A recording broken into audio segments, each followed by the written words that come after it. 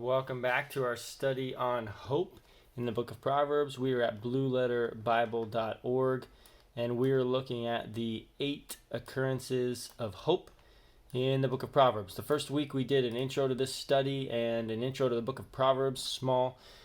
And then we dove into Proverbs 10:28. In the next video, we looked at 11:7 already. We looked at Proverbs 13:12, and then last video we looked at Proverbs 19:18. And so this week we're in Proverbs 23:18 for video number 6 here.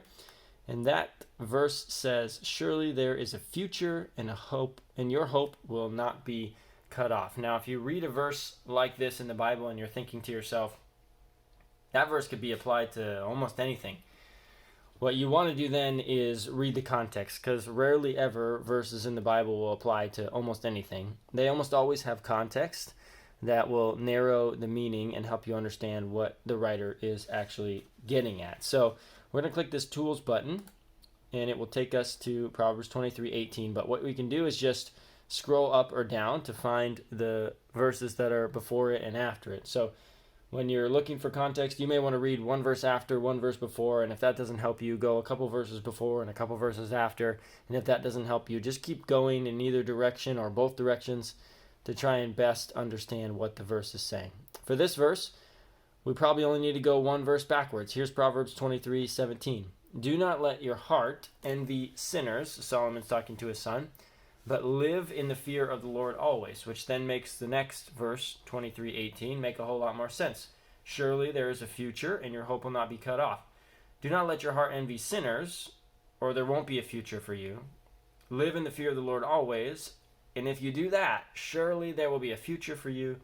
Surely you will not be disciplined by God."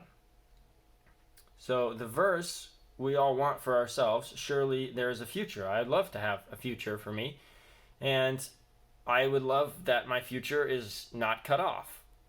But the question is, do you let your heart envy sinners? Are you enticed to follow the immoral person because you see them getting what they want?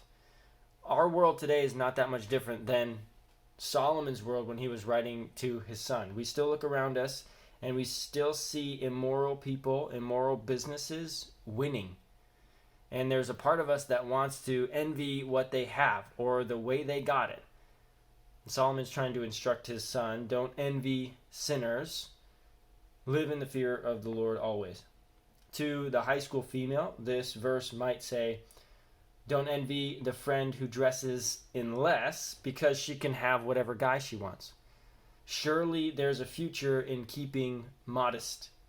Surely you can trust God to fulfill your dreams for love, and that hope will not be cut off if you don't envy what your friend is getting by showing more of her body.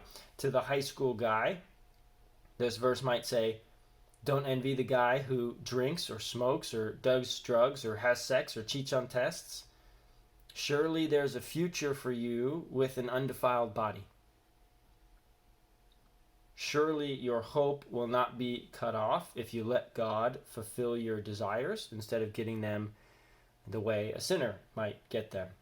To the college student, maybe this might say, don't envy the drunken partier. It appears that they're having a whole bunch of fun, and the only difference between you and them is that they go out on the weekends and get drunk, and they have a blast doing it. Maybe this verse is saying to you, there is a future without drunken parties. You can live in the fear of the Lord, and surely there's a future for you. Surely your hope will not be cut off of having an enjoyable life. To the young adult or to the adult, maybe it's don't envy your coworker who lies or cuts corners to get ahead. Keep serving people, keep telling the truth. Essentially, surely there is a future and your hope will not be cut off is saying don't give up hope on following the morality of God. Following the morality of God is still the best decision that you can make, to live in the fear of the Lord. And don't let your heart wander off envying what sinners have and how they got it. If you remain living under the fear of the Lord, there is a hope for you. There is a future for you. That's what Solomon is trying to give to his son, and I don't think the message is any different for us today. It's still the same. Don't let your heart envy sinners. Live in the fear of the Lord always. Surely there is a future, and your hope will not be cut off. See you again next time. Bye-bye.